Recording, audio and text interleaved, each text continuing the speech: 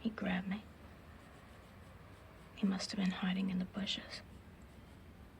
He said if I tried to run, he would catch me and cut me. Cut you?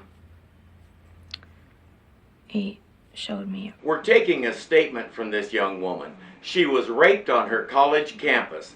The guy uses a white-handled straight razor as his weapon, and he's been very active. We've tagged him for 6 rapes in the last 9 months. However, his last 3, including last night's, have occurred in the last 2 weeks. Those police women are going undercover to catch this guy before he hurts anyone else. If he attacks one of those college girls, he may find that he's brought a razor to a gunfight. No. I want this one, people.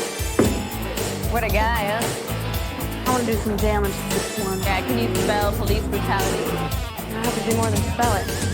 There's someone out there lurking in the shadows, looking for an easy prey. The opening song talks about all the things they're going to do to this guy if he tries anything. It's fun, smooth, sexy, and you gotta hope they get the chance. In the mayor's office, the twins are back. They have a script for her and want her to shoot commercials all day the following day. Commercials for what? I don't know about this. Talk to me. I've never let anyone else make decisions for me. You've also never been elected to the United States Senate.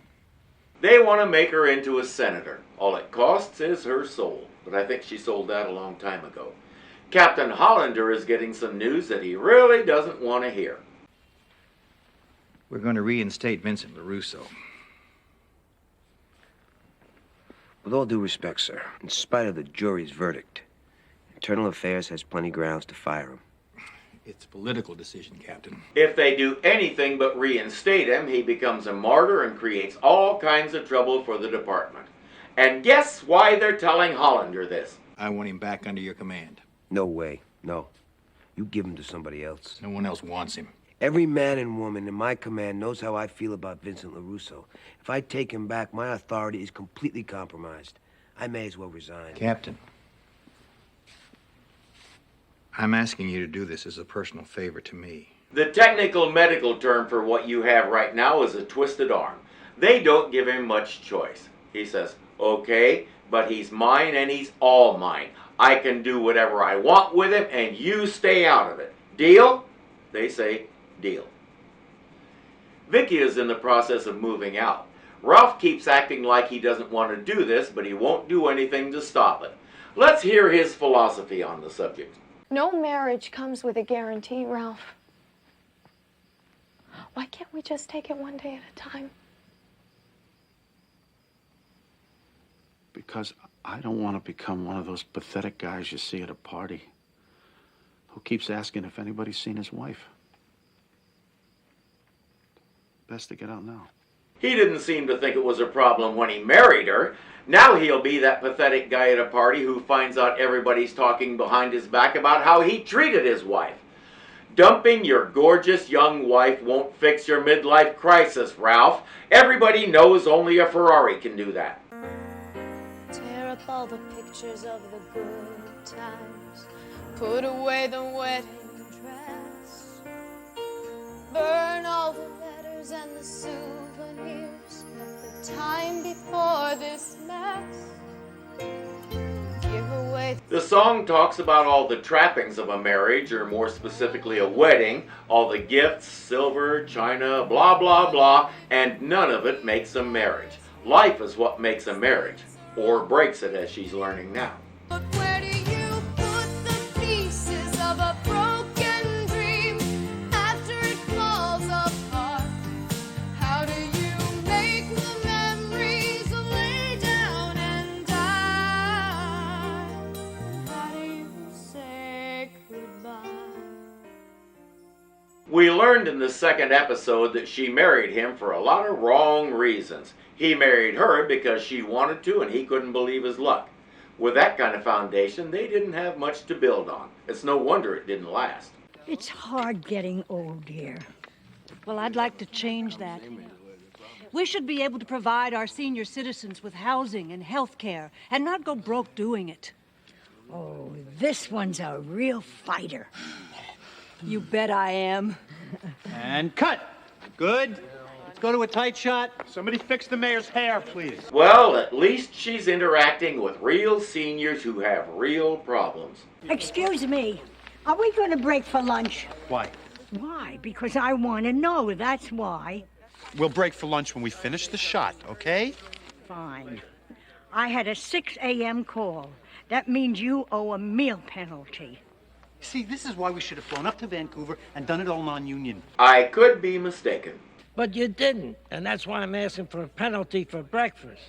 What happened at breakfast? You were too cheap to hire any stand-ins, so the electricians were working with us. That's what happened. And the 89 contract says we get 15 minutes for breakfast with no other activity. They're all actors, not a genuine person in a nursing home among them. These two are out to make the mayor as fake as they are. Speaking of making fakes, Sidney is telling Vincent LaRusso about all the possibilities they have now. Well, there is a major league producer who is willing to put up some real money for the right to make a movie about you. And Sturgis says he has enough requests for speaking engagements to keep you booked for 2 years. Vincent says no. No movies, no more speeches. I need to get back to being a cop. Now, let me put this on a somewhat different level. Now, if I were billing you the way I bill my other clients, based on time spent and out-of-pocket expenses, you would be into me for $250,000. Vincent isn't fazed. He says, send me a bill. I'll pay it off over time. Look, I never said I was going to be a celebrity for you. You implied it. There was an implied promise. That's the basis on which I took your case. What are you going to do, sue me, Sid?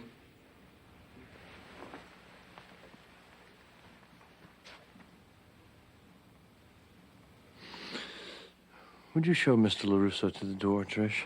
Sidney is kind of a toothless tiger here, and Vincent knows it. Sidney can sue him and tie him up in court and all that, and he'll still end up with nothing because Vincent has nothing. He lives paycheck to paycheck like most of us. If Sidney ever lived like that, he's forgotten what it's like. Vincent just gave him a nice little education about it. In essence, he says, bring it on, Sid. What are you going to do, put a lien on my socks? He can try to garnish his wages, but there are ways to get that stopped too. I've done it. Sid is smart to cut his losses and not try to tangle with Vincent anymore. He may be the most high-powered criminal lawyer in the city, but he's met his match in this guy. And I think Trish is drooling.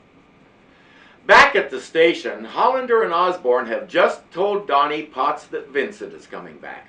Boy, you guys are something.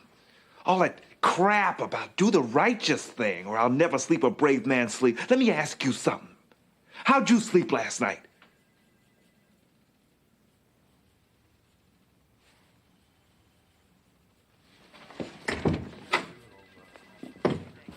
They tried to offer him a transfer even though he didn't do anything wrong and they hung him out to dry. Osborne hints that he could get a promotion and he says, I'm not your dog, don't throw me any bones. He may keep working there, but he will never respect either of those two again. And rightly so. They used him. Hollander used him in his personal crusade against LaRusso. Osborne is even more guilty because he used Donnie for political purposes. In a just world, he'd lose his job. McIntyre, Vicky Quinn, Stillman, and some others are serving a warrant on a garage that's supposed to be a chop shop. They're supposed to be able to find auto parts lying out in the open once they're inside the garage. Go ahead, smart guy. Look around. See what you can see. Ass on the ground, Donald. He's off. Ass on the ground now. Now you ease off. Officer. What? Mr. Bruckner is secure. It figures. Misogynist guys are usually also bullies. There's nothing in the garage. Quinn, there's an apartment upstairs. Check it out. Hey, that's my mother's apartment. Got nothing to do with Shut your mouth. You shut it for me. Stillman, back off. What? May I have like a gas attack or something? Go give Quinn a hand. Not only is he a misogynist and a bully, he's also a liar. He just told McIntyre that the official report could say he had a gas attack or something. And it's going to get worse. Nothing. An old lady and umpteen cats. And stuff's in the house. Stillman, the warrant doesn't cover us in there. Process of elimination. It's not in the garage. It's not upstairs. He's going in the house without a warrant. She'll be a good partner and have his back, but she knows this is wrong. Good thing he didn't find any stolen car parts. Hey, what's he got in the air? Stillman, don't touch it. You see something suspicious, you let the detective know. That's the drill. Oh, the hell with the drill. He did, however, find something much worse, and he just rendered it unusable in court. You two find this upstairs? Absolutely. No, sir. Officer Stillman found it in the house. We could have found it upstairs, sir, if you follow my meaning. Oh, McIntyre follows it all right. He'd like to follow his fist to your nose. You went in the house? So what? The house is 2347. Your warrant's 2347 and a half. You guys are outside your warrant. Nice going, kid. To hell with the drill, you said. I think you just got yourself drilled off the force. You know that old thing about the door in your butt? Yeah, that. Captain Hollander is arguing with the DA because the DA says anything you do on this guy, be it surveillance or whatever, isn't usable because the illegal search and seizure is the only thing that put you onto it. John says, you have to give me something to work with. Having him ID'd by one of his victims. It's the only promising thing you've said.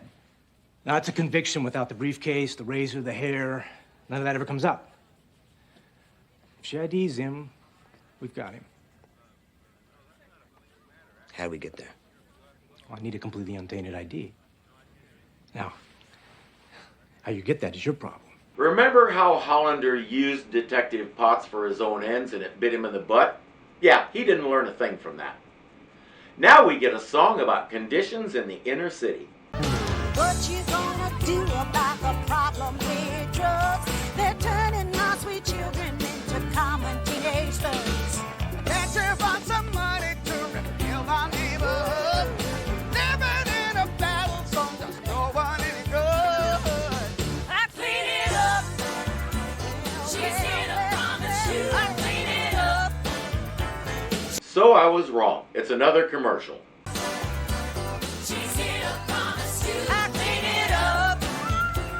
She knows just what to do. I clean it up. Just vote for me in 1992. She promises a trampoline in every backyard and jugglers in every front yard. What the heck did I just see? Donald Bruckner. Bust him, bring him in, and do it by 5 o'clock. What are the charges, Captain? Be creative. Yeah, but what if he doesn't do anything? What if he's just standing around? Arrest him for obstructing the sidewalk. Yeah, that's good. We're on it, Captain. If he's standing around, arrest him for having one shoe on each foot. We all know what the captain is going to do next. LaRusso comes in as they go out, and we get a song welcoming him back. It's all about being undivided and totally united, while Donnie Potts and Captain Hollander look on from the Outcast booth, proving what a lie the song is. I'm hoping this is going to work out, Captain.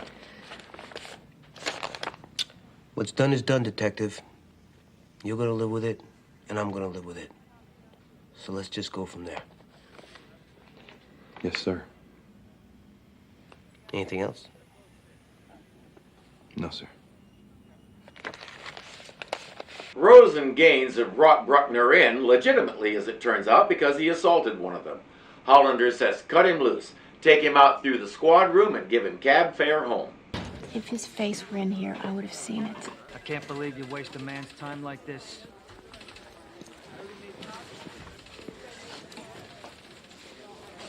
Oh my God. That's him. Is she sure? Yes, she's sure. Guess who isn't going to get his cab fare? She's lying. Okay. Come on. Come with me. You'll be all right.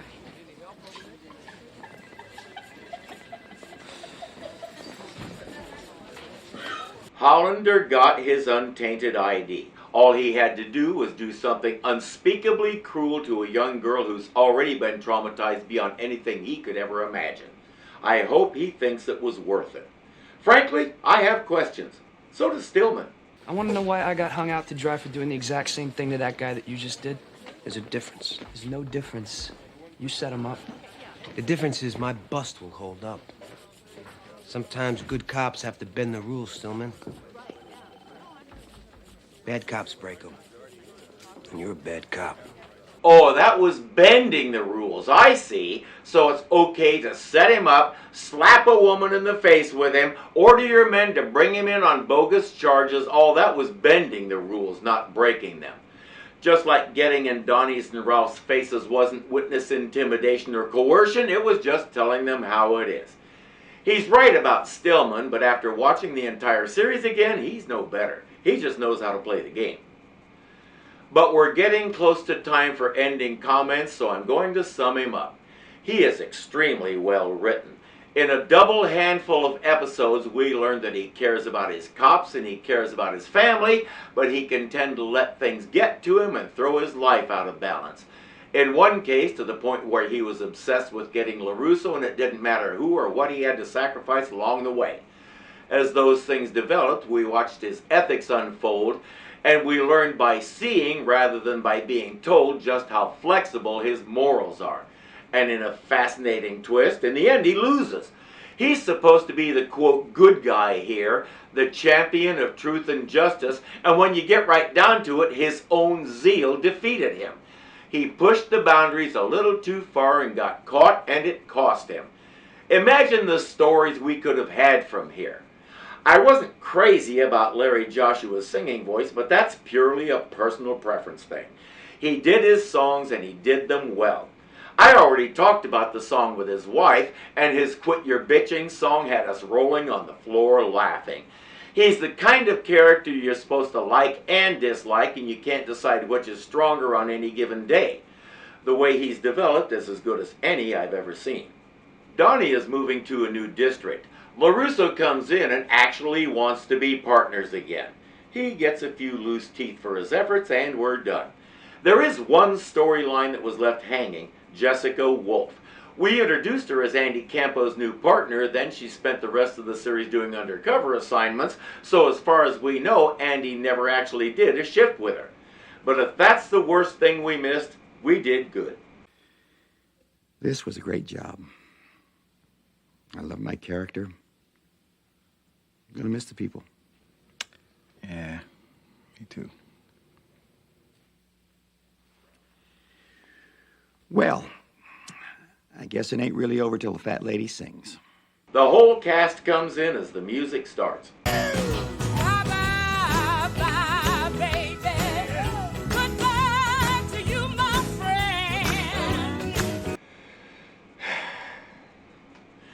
The song says we'll rise again, but it wasn't to be. The concept was just too out there for 1990, and in subsequent years nobody showed any real interest in reviving the idea. So, what did ABC put in its place? Ronnie Cox will tell us.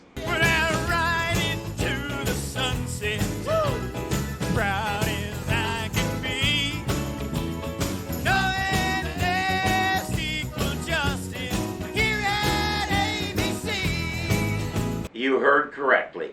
If you've seen my review of the first episode, you might recognize the name Equal Justice. It's the show that Cop Rock replaced because it sucked so bad.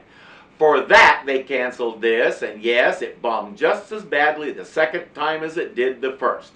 But it had one thing going for it. It cost about half as much to make. Cop Rock cost over $1 million an episode, which was astronomical at the time. In fact, they took a little poke at that in the final song.